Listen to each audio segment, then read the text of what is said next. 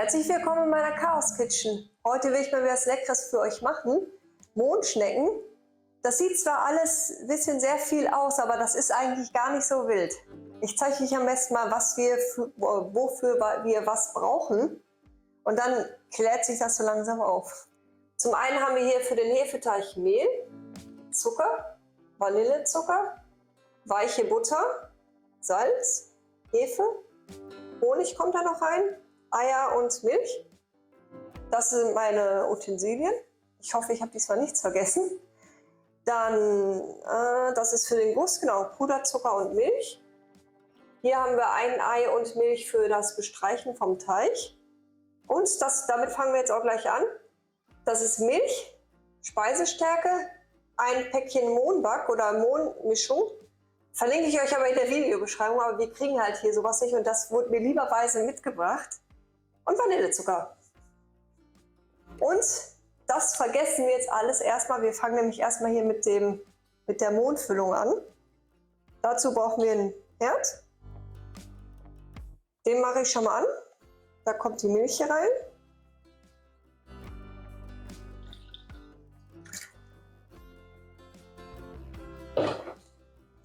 Dann rühren wir die Speisestärke ein.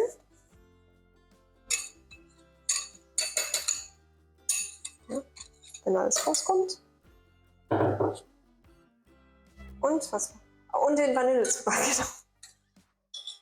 Die Mengenangaben schreibe ich euch wieder in die Videobeschreibung. Ich blicke hier so auf die Schnelle auch nicht mehr durch. Das war ein bisschen viel. Und dann eigentlich unterrühren, aufkochen erstmal. Bis das richtig schön dick sämig wird.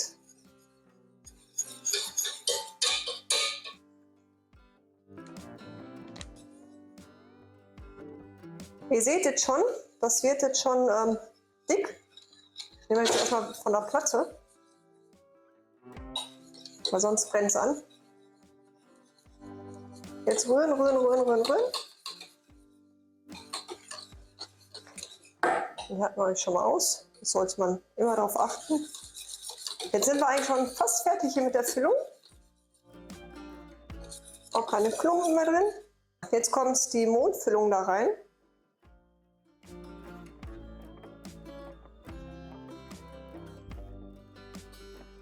Wird auch einfach nur eingerührt.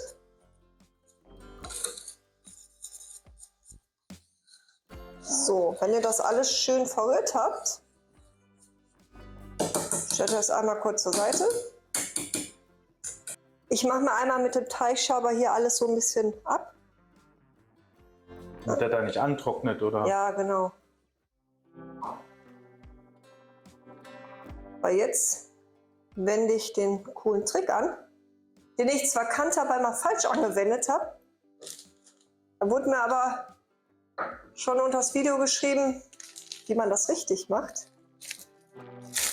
Man kann jetzt Folie nehmen oder ich habe jetzt keine Folie, ich nehme jetzt einfach hier so einen Beutel. Schneide mir den auf. Chaos beseitigen. So. Muss auch nicht schön sein. Ihr könnt auch einfach Frischhaltefolie nehmen. Ist auch nicht schön. Muss auch nur zweckmäßig sein. Und das jetzt hier auf die Füllung legen. Es muss nämlich direkt da drauf liegen, dass da keine Luft dran kann. Dass sich da drauf keine Haut bilden kann. Das Ganze lassen wir jetzt erstmal kalt werden, abkühlen. Und dann machen wir gleich mit dem Teig weiter. Bis gleich. Unser Pudding ist fast kalt. Ich habe ihn jetzt noch mal, bis der Teig fertig ist, im Kühlschrank gestellt. Wir machen jetzt den Teig. Dazu tue ich erstmal die trockenen Zutaten rein. Das Mehl. Also in die Schüssel rein. Vanillezucker. Dann das Salz. Und den normalen Zucker. Jetzt klappt das auf einmal. Jetzt kommen die flüssigen Zutaten dazu. Zum einen die Milch. Dann die Eier. Die Butter, also halbflüssig. Warme, weiche Butter ist halbflüssig. Und der Honig.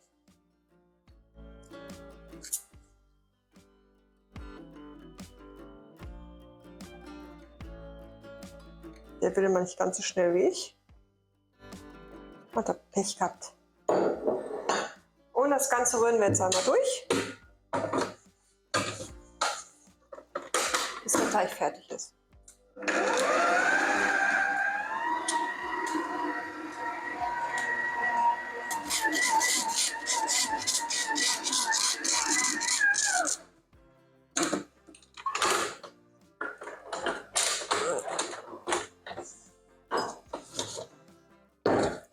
Der Teig ist gut.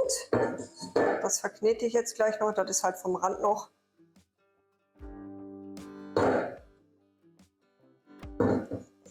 Wie gesagt, jetzt kneten wir den einmal kurz durch nochmal, um die Reste fertig zu haben.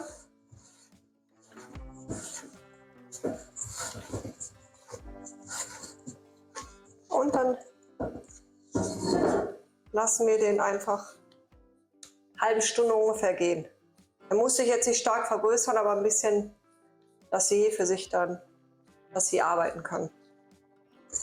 In der Zwischenzeit könnt ihr schon mal Backbleche mit Backpapier vorbereiten, eine kleine Schüssel mit Mehl oder halt eine große, wie auch immer, zum Ausrollen, und dann sehen wir uns in einer halben Stunde ungefähr wieder.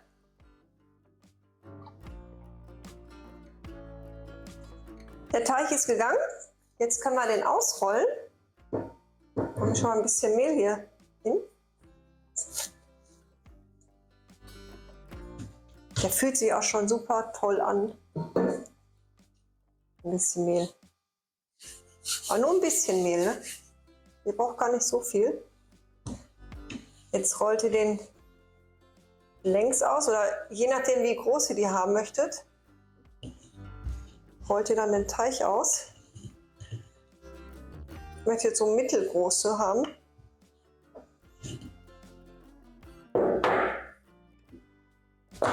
Viel muss da jetzt nicht mehr. So. Ihr seht auch, wie geil der sich schon ausrollen lässt.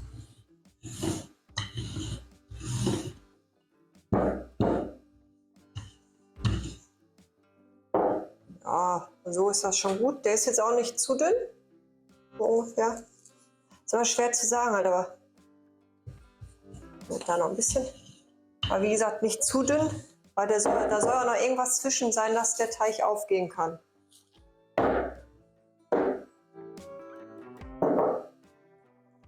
Jetzt nehmen wir uns die Mondfüllung und verteilen uns die hier drauf.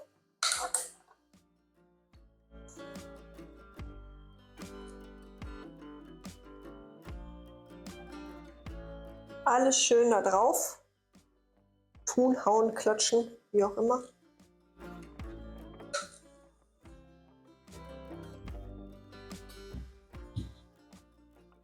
Oh, da ist mein Hilfsspachtel.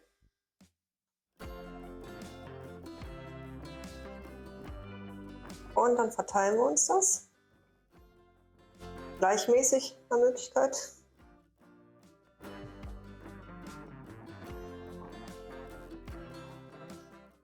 Dann versuchen wir mal.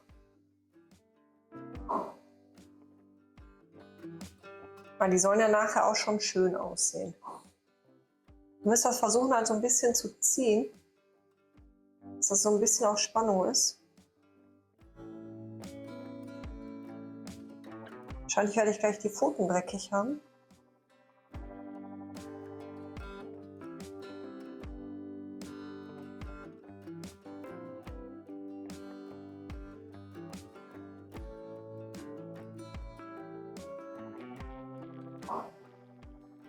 Es fängt schon an.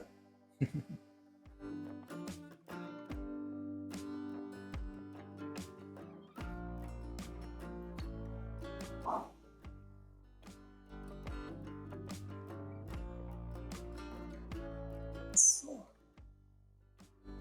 Ich schneide die jetzt gleich so ab, wenn euch die Mondschnecken an sich zu klein sind, dann macht das einfach quadratisch, dass die Fläche hierhin quasi größer ist. Dann kriegt ihr die Schnecken halt auch größer hin.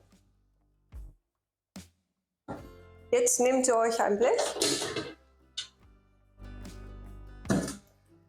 und ein Messer. Und das ist einfach nur für, wenn ihr da nicht mehr durchkommt, dann einmal zum Abputzen von der Mondmasse. Die ersten 1, 2 Stück, die werden eh immer nicht so, wie man das haben möchte. Ich schneide dann ungefähr so breite Streifen immer ab. So 2, 2,5 Zentimeter. Am besten halt mit einem geriffelten Messer. Dann kriegt ihr das besser durch.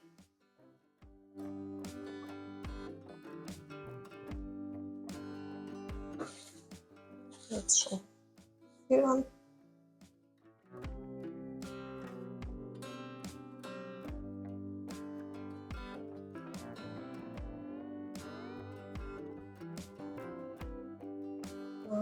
Ja, es ist viel Mohn, aber das ist ja gut eigentlich. Das ist ja das, was gut schmeckt. Genau. Das macht ihr jetzt einmal für den ganzen Teich. Ich brauche meist 2 Bleche. Weil ihr müsst auch bedenken, die gehen ja noch auseinander. Also ihr könnt die jetzt nicht nah an nah legen.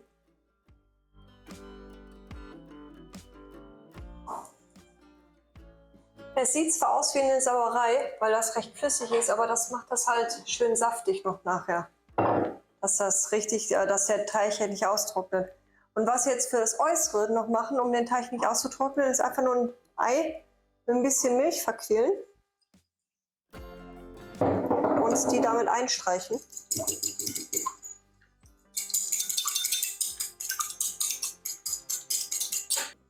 So.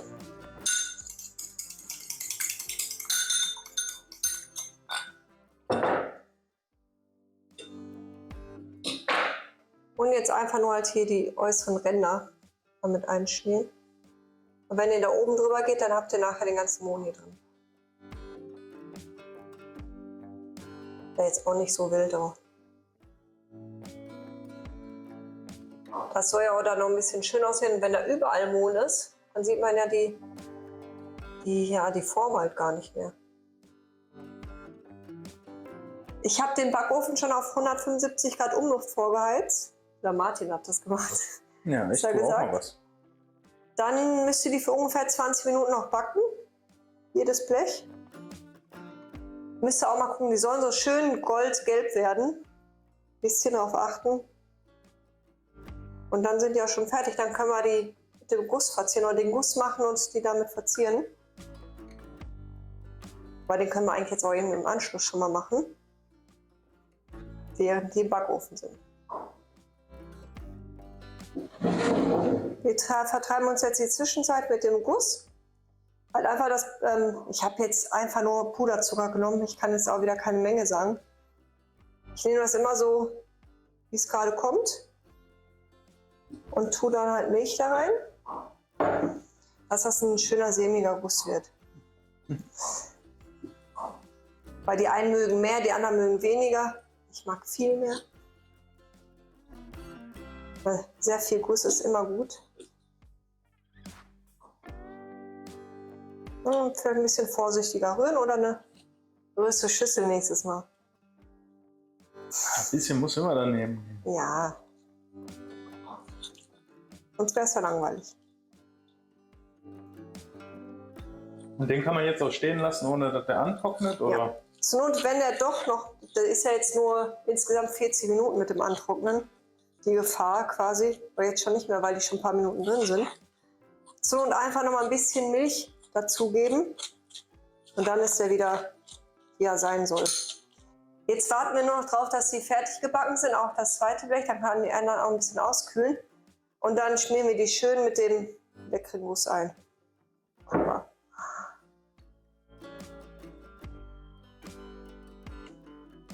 Unsere Mondschnecken sind jetzt fertig. Die letzten habe ich gerade noch aus dem Backofen genommen. Jetzt können wir die nämlich schön einstreichen. Ich habe noch mal einen Tick Milch nachgelegt, dann dass man die besser einstreichen kann. Meine Güte. Das macht die noch leckerer.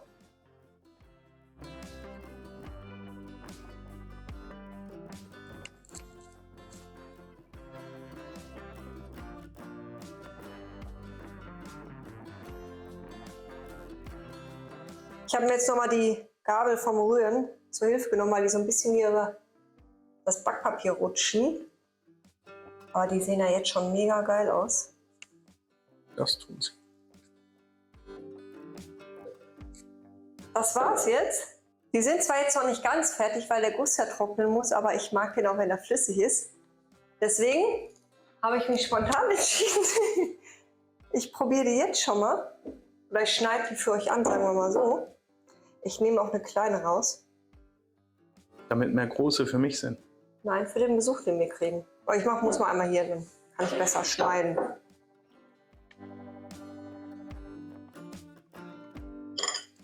Guckt euch das mal an, wie fluffig das ist. Oh. Ich weiß immer nicht, ob das überhaupt rüberkommt. Das ist immer so blöd. Tja, hilft nur nachmachen und Aber selber anschneiden. wird jetzt gleich klebrig, aber jetzt guck mal. Seht ihr? Ist richtig schön fluffig, nicht trocken. Oh.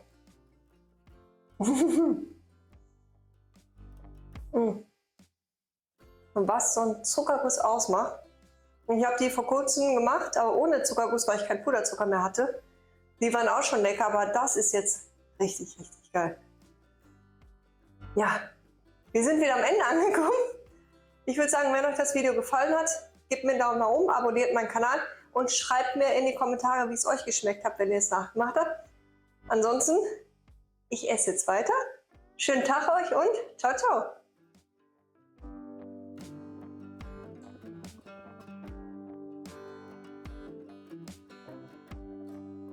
Das war ein bisschen